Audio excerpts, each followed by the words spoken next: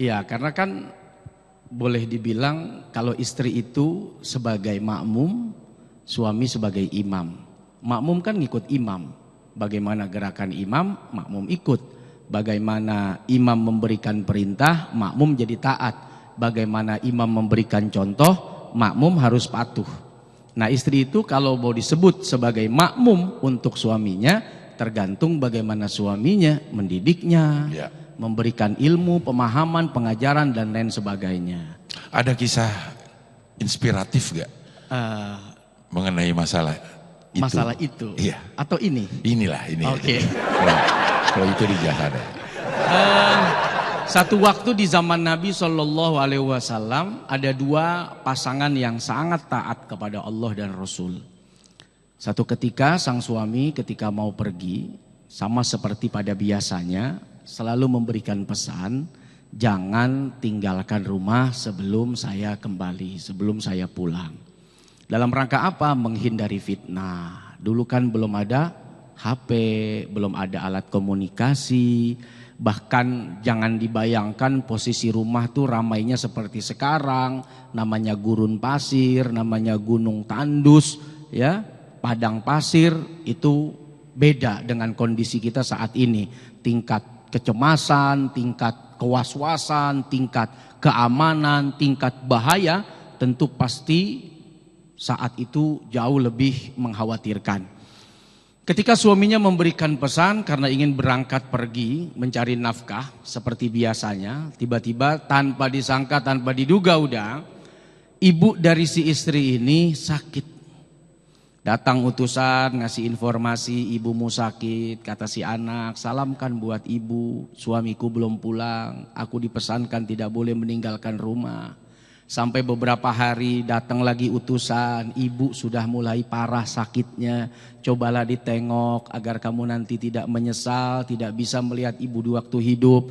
Kata istrinya, si anak ini mengatakan, suamiku belum pulang, dia memberikan pesan agar aku tidak meninggalkan rumah apapun keadaannya. Sampai yang ketiga, ibumu sudah wafat, bolehlah kau tengok terakhir kali wajahnya. Sambil meneteskan air mata, bagaimana aku bisa meninggalkan rumah sementara suamiku sampai sekarang belum juga kembali ke rumah ini.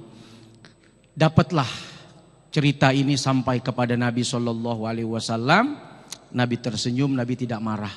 Justru Nabi memuji sang istri dan memuji sang suami. Tentu dengan pendidikan yang luar biasa ini, lahirlah istri yang solihah, yang taat kepada suaminya. Dengan taatnya istri kepada suami itu, justru sang ibu diampuni segala dosa-dosanya, dimaafkan kesalahannya, dan kelak ibu ini masuk ke dalam surga karena memiliki anak yang solihah, yang seorang istri taat kepada suaminya. Jadi luar biasa udah, tidak akan mungkin kita menemukan model perempuan kayak begini kecuali pasti perempuan ini banyak mengetahui tentang agama, baik itu di luar maupun saat bersama dengan suaminya. Lihatlah zaman sekarang, tercurhat lagi. Gak apa-apa, keluarin aja, keluarin. Mumpung kita di Cibinong nih, ayo. Jauh dari Jakarta. Iya. Kalau istri zaman sekarang gimana ibu-ibu? Kalau dilarang sama suaminya, jangan pergi.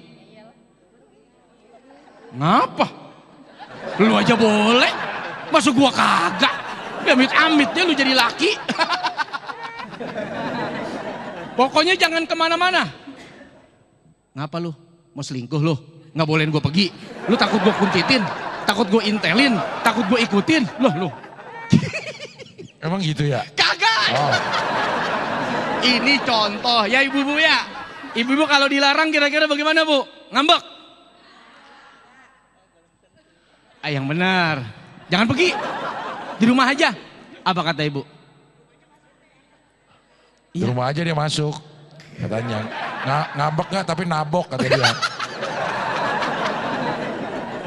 Gua keluarga mau ngapain? Iya. Nah, artinya itu boleh jadi udah. Seorang suami itu punya tantangan berat, mendidik, mengajarkan sang istri agar supaya istrinya tidak menjadi musuh baginya.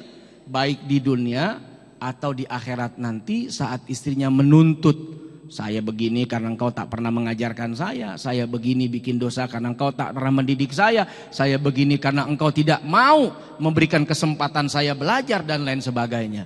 Ya. Nah, jadi kalau disebut bahwa gambaran istri adalah gambaran suami, bisa jadi karena memang itu tanggung jawab suami dalam mendidik istrinya udah.